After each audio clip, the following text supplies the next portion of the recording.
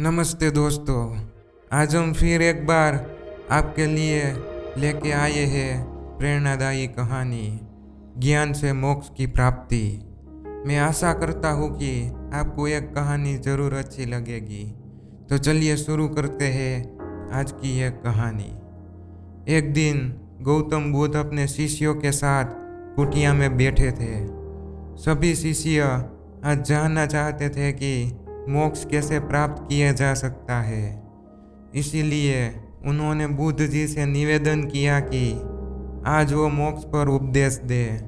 शिष्यों की बात मानकर बुद्ध जी ने एक कहानी सुनाना शुरू किया।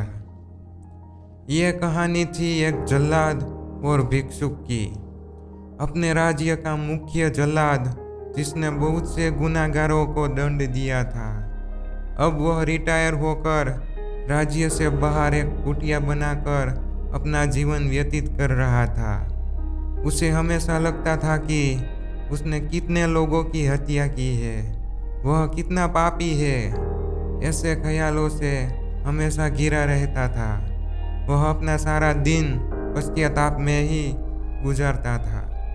एक दिन रोज की तरह इन्हीं ख्यालों में खोया हुआ था।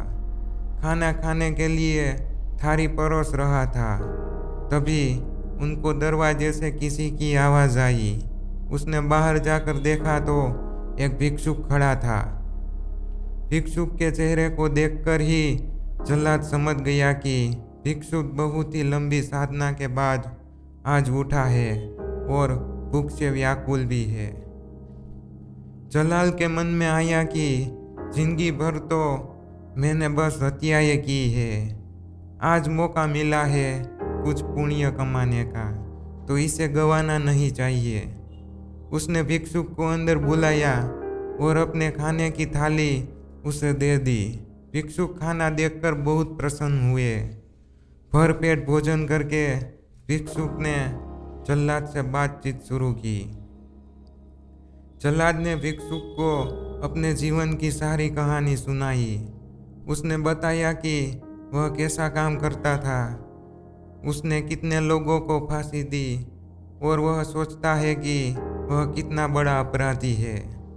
जल्लाद की वेदना को सुनकर भिक्षुक भी शांत स्वर में बोले कि क्या तुमने वो जीव हत्याएं अपनी मर्जी से की थी? जल्लाद ने कहा, नहीं, मैं तो बस मेरे राजा की आज्ञा का पालन कर रहा था। मेरा कोई भाव नहीं था उन्हें मृत्यु दंड या सजा देने का। तब भिक्षुक ने कहा, तब तुम अपराधी कैसे हुए? तुम तो अपने राजा के आदेशों का पालन कर रहे थे। जल्लाद को एहसास हुआ कि वह किसी गलत काम के लिए जिम्मेदार नहीं था। उनका कोई दोष नहीं है, वह तो सिर्फ अपना दायित्व पूरा कर रहा था। इस प्रकार जल्लाद का मन शांत हुआ। फिर भिक्षुक ने जल्लाद को उपदेश दिया और उससे विदा ले ली। भिक्षुक को विदा करके जल्लाद वापस घर में आया। उसकी मृत्यु हो गई, जिसके बाद उसको मोक्ष प्राप्त हुआ। इतना कहकर बुद्ध जी ने कहानी को विराम किया। सभी शिष्य बहुत ही आश्चर्य के साथ बुद्ध जी की ओर देख रहे थे। किसी को समझ में नहीं आ रहा था कि जिसने इतनी हत्याएं की हो उसे मोक्ष कैसे प्राप्त हो सकता है। तब एक शिष्य ने यह दुविधा बुद्ध जी के सामने रखी। बुद्ध जी ने तब शिष्यों को समझाया कि भिक्षुक के उपदेश से जल्लाद को ज्ञान प्राप्त हो गया था। जल्लाद के जीवन में पहली बार किसी ने उसे ज्ञान का उपदेश दिया था, इसीलिए मृत्यु के बाद उसे मोक्ष प्राप्त हुआ। अपनी बात को विराम देते हुए अंत में बुद्ध जी बोले, बिना ज्ञान के 1000 शब्दों का उपदेश भी बेकार है, किंतु जब शांत मन से उपदेश का एक भी शब्द सुन लिया जाए तो ज्ञान देता है और ज्ञान से मोक्ष की प्राप्ति संभव है। इस कहानी से हमें यह सीख मिलती है कि अपने कर्तव्यों का पालन बिना किसी दुर्भाव के पूरी निष्ठा के साथ करना चाहिए।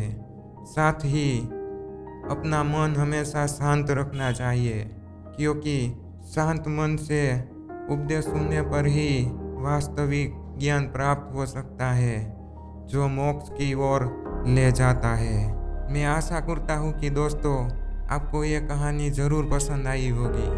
तो अगर आपको ये कहानी मेरी पसंद आई है तो प्लीज़ इस चैनल को लाइक कीजिए, शेयर कीजिए और सब्सक्राइब कीजिए और ज़्यादा से ज़्यादा ये वीडियो को आप शेयर कीजिए।